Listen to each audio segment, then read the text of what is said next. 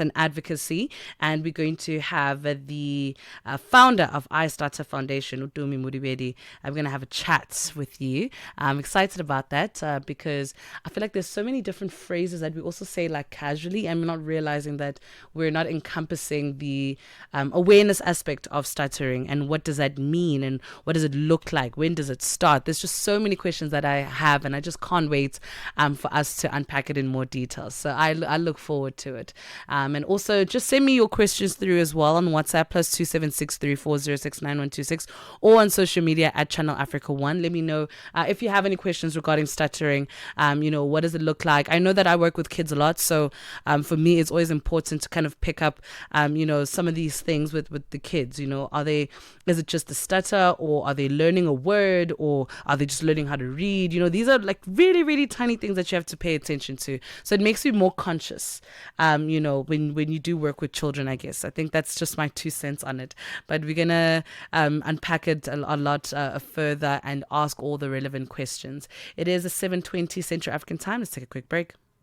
Africa at Play with Neto and ETO Chairmane. I've witnessed something fresh, something exciting, and something very inspirational from the president of the country, William Ruto. Whenever athletes are performing to their best level, he always comes on board to reward those athletes, be it football, be it athletics, and not leaving it up to the sport ministry. The president realizes that sports is a business, and for that reason, he also reduces the number of people who are jobless, because sports now is such a serious business, and for that reason, commercialization of sports is a major way of improving or increasing employment opportunities for the young people, and that is why the president has been very persistent in trying as much as possible to inspire more sports personalities to reduce the baggage of the people who are struggling to get job opportunities in the country among the young people. Francis F.M. Motegi, our correspondent from East Africa in Nairobi, Kenya. Live every Saturday and Sunday from 2 to 5 p.m. Central African Time. This is the Oasis on Channel Africa with Ntsako Mhlanga. 7:21 Central African Time. We are joined in studio by Tumi Modibedi, who is the founder of iStutter Foundation. Good morning. Thank you for coming to the show. Ntsako. How are you? I'm good, thanks. I don't know about you. I'm good now, trust me. Thank you so much. Thank you for having me. So I find it very interesting that we find ourselves having to talk about iStutter Foundation. For me, when I think about the likes of stuttering, especially with young people, I work with kids, and there's certain things you have to pick up with them. Sometimes it's a stutter because their minds are not processing their thoughts and it's not coming out as quickly as they should, so there's a bit of a disconnect there. Sometimes they're just learning new words, so they're constantly stumbling over them. But what is stuttering? Stuttering is the disruption of the flow of speech, like you have just mentioned now. You will find that there's so much that you want to say, there's so much in your head, but the speech delays, and it comes with anxiety as well. Knowing that you stutter, you will definitely have that anxiety. Those few seconds delays causes so much in your ability to speak. So it's all about that. It's the delay between, and the veins as well. They don't correspond well with your brain. Yeah. So where is stuttering most found? Are we finding it in the kids? Are we finding it in adults? Where does one have to kind of identify stuttering? As early as 4, 5, but we start helping kids from 6, because kids from 3, 4, 5, they're just playing. They are not even aware that they stutter. They find it so easy to have a conversation during their stuttering. They don't care if you laugh or not. They just think you're playing with them. But from 6 o'clock, when they get to primary, they get to now understand and feel left alone because they do not talk like other kids. They start to wonder now. Kids are kids. Kids are hyper. They would wanna, always answer in class, but they will find it difficult to answer. Hence, you will just normally find them not wanting to make friends with other people, because they know that they're going to be laughed at. That's unfortunate though, because I was about to come and ask, about the confidence aspect of stuttering. When does it kind of affect the confidence of a person when they do stutter? I think it's a natural human thing to kind of stumble over your words from time to time, but how regularly does it happen for people who stutter, and how does it affect their confidence? I'm going to talk about myself. Okay. The reception is everything to me. Had you guys not smiled at me when I got here, I was going to be nervous this whole interview. But Wow. because you guys were just so nice and welcoming, I felt at home. People who are stuttering, the reason why we don't just have a conversation with anyone is because of that thought of, what if I stutter in front of them? What is it that they're going to do to me? And the most common one is the laughter, that we are used to being laughed at. So Wow. we will definitely not just have a conversation with anyone. I'll just find my corner there and just sit there and be alone and not have a conversation.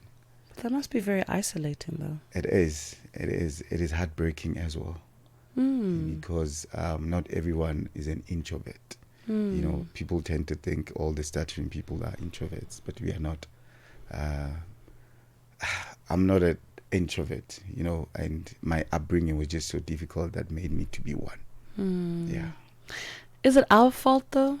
And when I say our, I mean society. Is it we're not receiving you well? We're not taking care of you? Even being afraid of being laughed at? Are people laughing in your face? With all due respect, I'm not sure which word is better between the fault and the ignorance. Let's use both. I think yes, both of them please. carry its own weight. Yeah, I don't want to offend anyone, Yeah. It's lack of awareness, my sister. It's everybody's fault. The reason why I'm always wearing iStutter is for awareness. I'm making people aware that please bear with me, I stutter. Please be kind to me. Don't finish my sentence. Don't think I do not know what I want to say. Be patient with me, but as much as we want people to be patient with us, we also need to be patient with ourselves. I must take time. I'm just so glad he did not mention the time of this interview. Had you said to me, all right, Tumi, we only have 5 minutes, I was going to struggle because I must take my time. I must speak very slow. But if you say to me, Rand, we don't have time, it will be a problem for me. Yeah. But I find it interesting. You're saying you're speaking slow. I feel like it's a normal pace. Like this is a comfortable pace. And I think also we add such unnecessary adjectives. Yeah. And I think that's what puts the pressure, Things like you speak too slow, you speak too fast, you speak too this. Like, who determined that? Who said that you needed more time? Like, dude, it's literally a platform where we get to share these type of stories, right?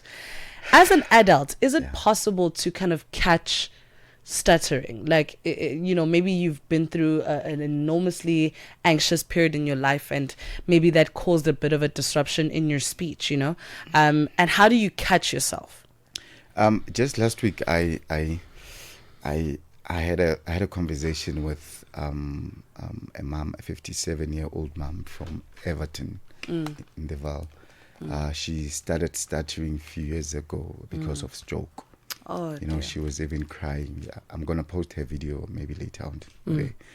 She was crying. She was crying because she had a normal conversation, speech her whole life. And now she's 57. I think she said a few years ago, must be 2-3 years ago. She stutters. She struggles a lot with her speech, and she was asking me if it's possible that she can be fluent again. I've never dealt with such, and also I did explain to her that stuttering does not really go away 110%. I've been practicing, I don't know for how many years now, but I still stutter. What we do, we do not perfect the speech, but we help you to at least be able to have a normal conversation with anyone, or everyone. It's interesting. I think I'm more heartbroken at how you have to constantly explain yourself in society. That's the difficult one. Yeah, like it doesn't make sense to me that in this day and age, guys, with all the technology, the AI, the phones, the Wi-Fi, the 5G, 3G, 10G, that you still have to explain something so simple like be compassionate. Because it's not about you also having to explain that you stutter. It's us having the compassion to understand that people are different. Hence, we are raising this awareness, ma'am. And it's just so sad that in our continent, in Africa as a whole, there's not a single country that recognizes stuttering. Mind you, people who are stuttering in this continent, we are plus minus 11 million. The October month is International Stuttering Awareness Month, the 22nd being the main the International Stuttering Awareness Day. You know, it's not been celebrated. That's not even one department or people planning that we gonna help those kids this month, like they do with the World AIDS Day or Cancer Week and so forth. It's the saddest thing that we deal with in our continent. Hence, when I got a call to come here, I was like, I'm excited because we're gonna be talking to the whole Africa. We're gonna be talking to everyone, because I do get DMs from people all over Africa to say, when are you coming to our country? I'd love that so much, but there's still so much to do in our country first. There are a whole lot of people who are stuttering this side that we have not helped, because we are doing it alone, and it's just so difficult, and we need everyone to at least play part. There is a question that's coming through from our WhatsApp line. They're asking if you sell iStutter merchandise. Look, we are not running a business. We are running an NPO.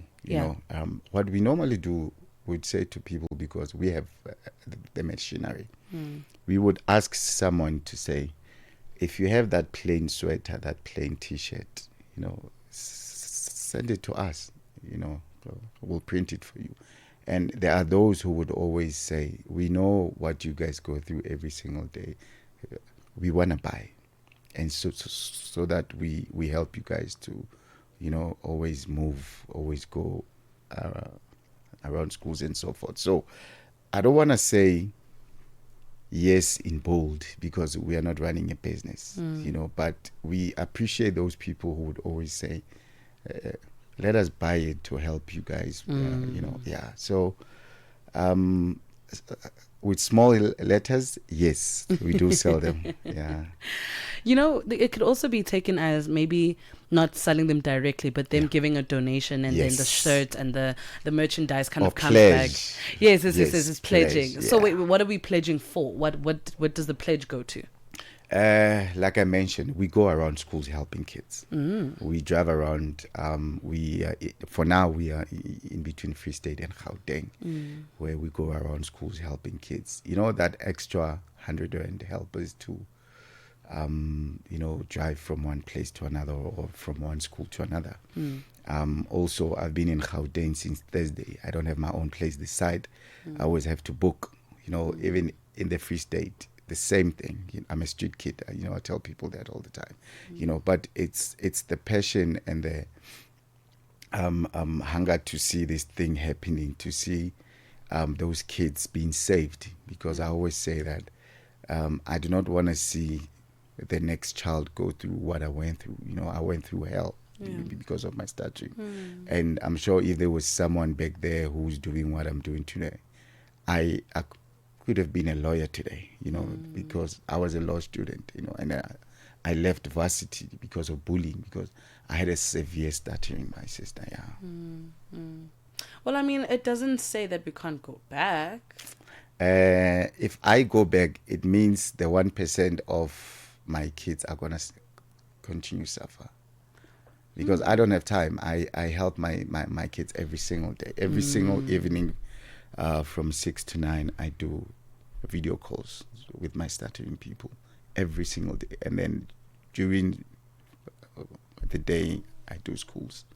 I just don't have time to go back, but I encourage them all the time that they must follow their dreams. Anything is so possible. Yeah, but maybe one good day, it will still be a dream, I'm sure, for my mother and my father to, have that gown for them. But up until then, I'd love to believe that God said to me, you're going to go out there and help my stuttering people.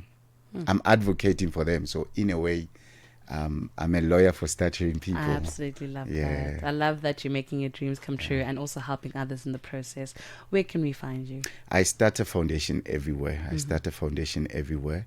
Also, our iStutter number is 078 550 1627. 078 550 1627.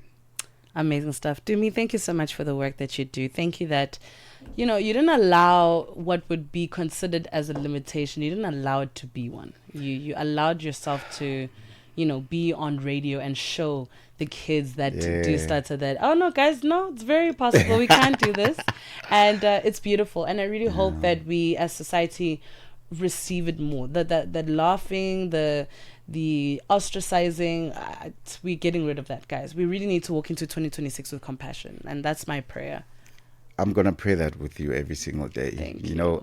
If I may just say, we are celebrating the International Stuttering Awareness Day this year in a form of a walk. We're gonna be walking for 57 kilometers just to raise awareness in the Free State. Wow. And it's something that we want to take it to every corner of this country, have those walks for awareness. 4 years ago we walked for 200 kilometers.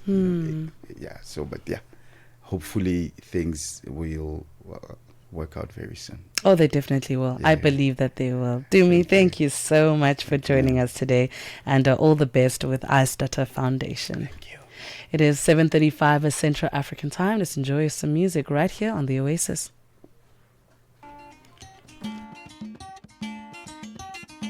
The Oasis with Ntsako Mhlanga.